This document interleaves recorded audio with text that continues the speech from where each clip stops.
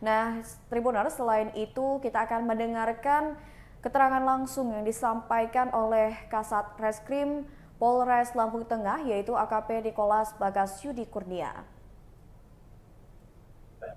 Untuk penanganan kasus yang kami terima dari Bawaslu dan juga tidak netral Kepala Kampung Astomulyo Timur bahwa per tanggal 5 November 2024 atau hari Selasa kemarin, dari yang bersangkutan Saudara SW Kepala Kampung Astomulyo sudah kami lakukan penetapan sebagai tersangka.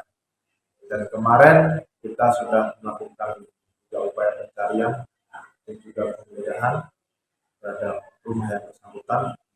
Namun untuk keberadaan yang bersangkutan sebagai tersangka ini masih hidup.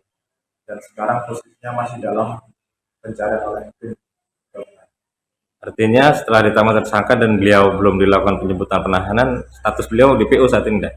Ya, yang bersangkutan sudah kami tetapkan sebagai tersangka dan sekarang ini tim masih bekerja untuk melakukan pencarian.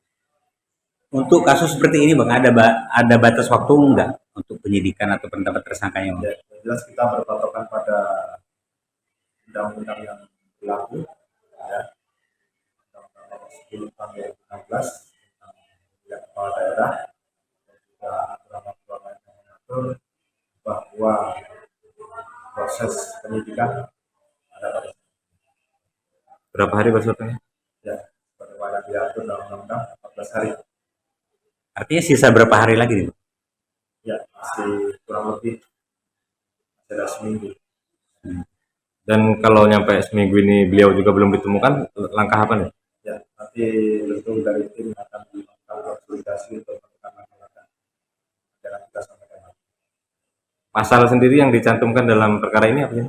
Ya, Pasal dan hukuman? ya, pasal 188 dan juga pasal 1 ayat 1 tindakan tentang tindakan perawanan aparatur kampung atau dalam hal disebutkan dari lurah atau kepala kampung, dan juga memihak salah satu pasangan calon yang juga menguntungkan merugikan daripada pasangan lainnya. Untuk ancamannya sendiri Bang, apa itu untuk ancamannya sendiri? Ya, ancamannya pidana penjara. Bang, himbauan untuk terduga pelaku nih Bang, agar dia bisa menyerahkan diri atau kooperatif. Ya, saya harapkan untuk terhadap saudara SW sebagai tersangka agar kooperatif saja, ya, sampaikan kepada penyidik terkait dengan apa yang telah menjadi perbuatan. Jelas kooperatif saja. Cukup. Terima kasih.